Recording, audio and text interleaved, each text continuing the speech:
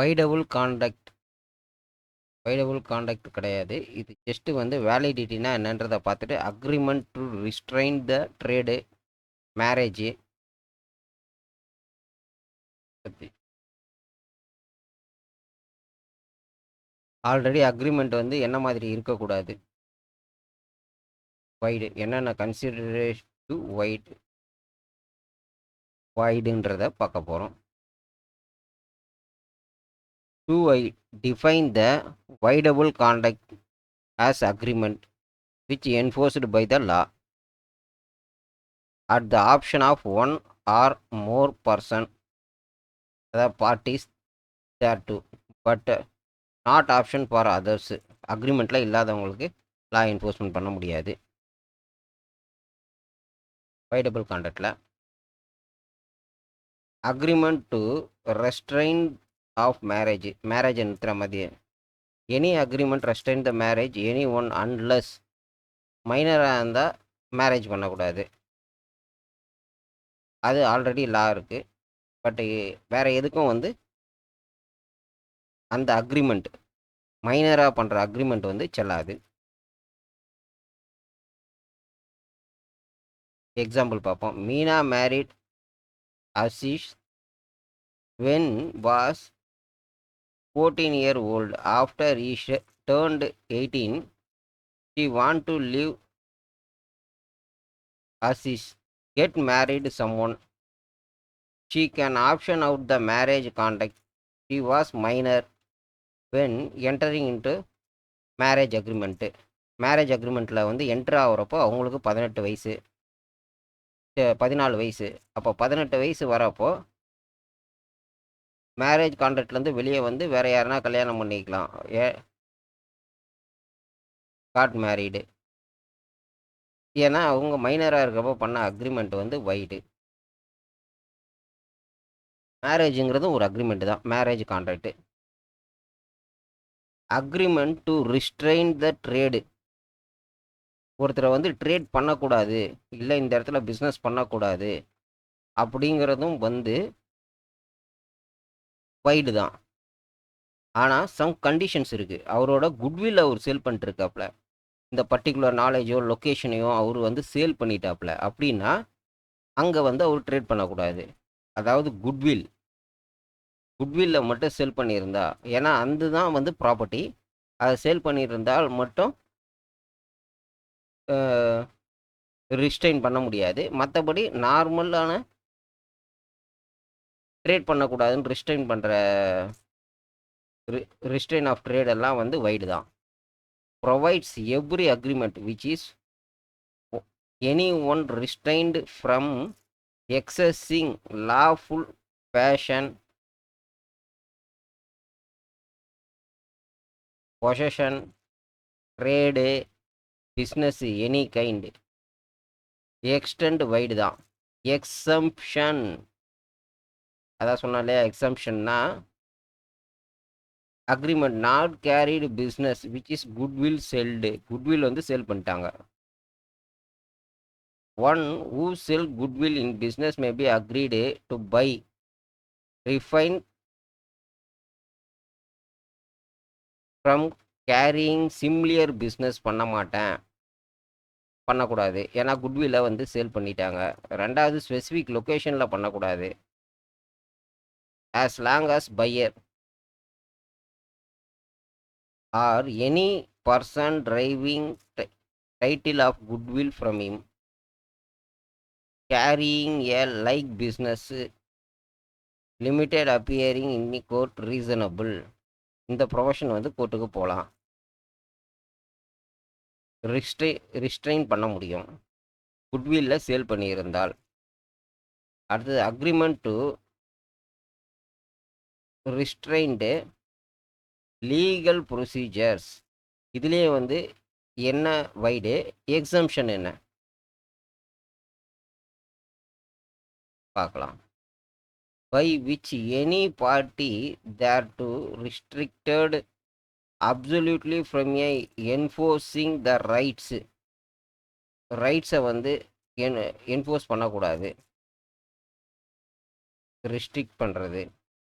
or respect to any conduct, usually legal proceeding in a ordinary tribunals, which limit time, which is may this enforcing is right. Second, which executes the rights of any party, therefore, or discharging the party any liabilities under or respect any conduct expiry specific periodக்கு முன்னாடி போகக்கூடாதுன்றது restricted at any party from enforced its rights wide அவங்க ரைட்ஸை வந்து use பண்ணக்கூடாதுன்றது ஒரு குறிப்பிட்ட டைமுக்கு அப்புறம் use பண்ணுறது இதெல்லாம் வந்து வைடு. சில இடத்துல வந்து இந்த லீகல் ப்ரொசீடிங் வந்து வைடு இல்லை. அது என்னன்னா saving the contract refer to the arbitration dispute any rising லோக்கலில் வர பிரச்சனை already அரைசன்து guarantee agreement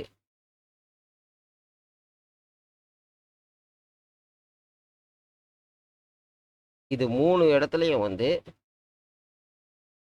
legal proceeding வந்து ரிஸ்ட்ரெயின் பண்ண முடியும் த்ரூ த அக்ரிமெண்ட் வழியா.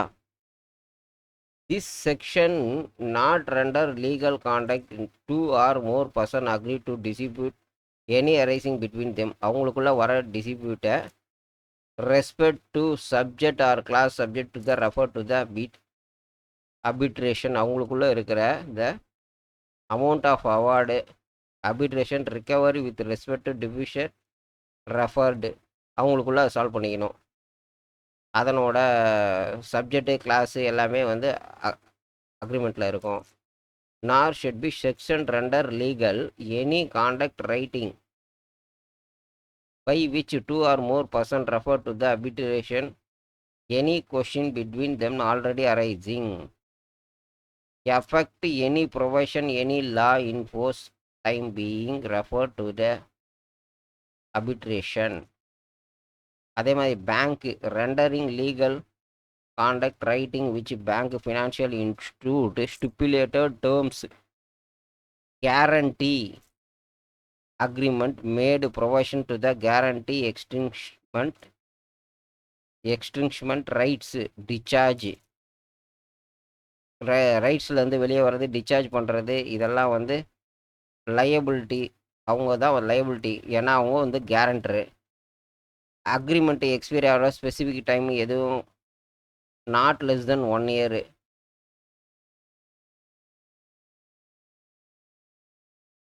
இதை வந்து ரிஸ்ட்ரிக்ட் பண்ண முடியும். நான் occurrence of specific event example ஒன்று கொடுத்துருக்காங்க பார்க்கலாம். Contract between computer manufacturing company and customer. There was a clause that company will not be liable to damage anything pertaining in a product in any court of law. Such a conduct is wide, not liable to sue அப்படின்றாங்க இல்லையா. இது வந்து இந்த கஸ்டமருக்கு supply பண்ணியிருக்காங்க. இந்த கிளாஸில் இருக்குது, அக்ரிமெண்ட் கிளாஸில் இருக்குது, கான்ட்ராக்ட் கிளாஸில் இருக்குது அப்படின்னா அது வந்து wide. Such a conduct is wide, restrict to right to customer, avail legal recourse of enforcing the rights. கஸ்டமரோட லீகல் ரைட்ஸை வந்து பண்ணக்கூடிய அக்ரிமெண்ட் வந்து wide.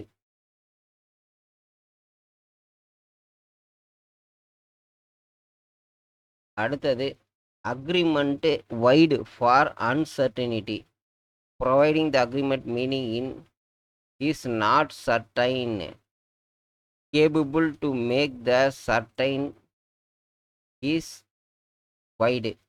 For example, A agreed to sell B 100 tons of oil. A வந்து பிக்கு வந்து 100 tons ஆயிலை வந்து சப்ளை பண்ணுறான்னு agreement பண்ணியிருக்காப்புல.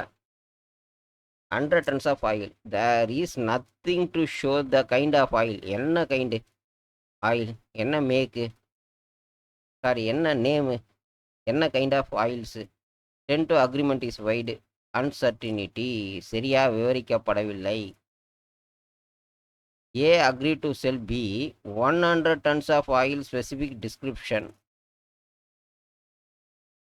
known as articles of the commerce. There is no uncertainty to make the agreement wide. இதில் எந்த அன்சர்டினிட்டியும் இல்லை. க்ளீனாக வந்து ஸ்பெசிஃபிக் ஆயில் கொடுத்துருக்காங்க. இது வந்து அன்சர்டினிட்டியில் மேக், அதாவது இது வந்து வேலிட் அக்ரிமெண்ட்டு. வைடு அக்ரிமெண்ட் ஆக்கிறதுக்கான நோ அன்சர்டினிட்டி. அடுத்தது agreement by way of wager. Section 30 provide the agreement by the way of wager is wide. No suit should be brought from recovery anything aligned to the own any wager or extracted any person able to result of game or any other uncertainty event in the wager made exempt in favorable race. Horse race வந்து வேஜஸாக இருந்தாலும் வேகராக இருந்தாலும் the section under not deemed to be under render unlawful subscription contribution agreement to subscription entering toward any plate price sum of money value 500 or upward award winning horse race. இது வந்து exempt. ரெண்டாவது, Indian penal code not affected. Nothing in the section deemed to legal any transaction connected with the horse race. The provision is 294A Indian Penal Code Act applied. X had been agreed to the Y regarding to the outside of India-Pakistan match. If Pakistan win, he pay to Mr. Y 1 crore. This kind of agreement, offering agreement. வெளியே பண்ண agreement வந்து not enforceable in India. இது வந்து not affected to the Indian penal கோர்ட்டில் வர்றதுல agreement wide. இதில் என்னென்ன பார்த்துருக்கோம், இது கன்சிடரேஷன் ஆப்ஜெக்டிவ் பார்த்துருக்கோம், வித்தவுட் கன்சிடரேஷன் பார்த்துருக்கோம், மேரேஜ் இது பார்த்துருக்கோம், ட்ரேடு இது பார்த்துருக்கோம், சம் எக்ஸம்ஷன் கேஸு குட்வில்லுக்கு பார்த்துருக்கோம், லீகல் ப்ரொசீடிங்கும் பார்த்துருக்கோம். லீகல் ப்ரொசீடிங் 3 டைப்பில் லீகல் ப்ரொசீடிங் வந்து எக்ஸம்டடு. என்ன 3 டைப்பு? சேவிங் த கான்ட்ராக்டர், அதாவது அவங்களுக்குள்ள இருக்க டிசிபேட்டை இது பண்ணிடுது. Question already rising, bank agreement, bank guarantee agreement, அன்சர்டனிட்டியும் பார்த்துட்டோம், ஒஃபர் வேகரும் பார்த்தாச்சு. இதில் வந்து கன்சிடரேஷன் வந்து கொஞ்சம் டீப்பாக தனியாக பார்க்கலாம். கன்சிடரேஷன் ஆன் ஆப்ஜெக்டிவ் பற்றி தனியாக பார்த்தலாம். இதெல்லாம் வந்து காமன் தான், இது திருப்பி வர போகிறது இல்லை. ஓகே, இது சாப்டர் 2 வந்து முடிஞ்சிருச்சு.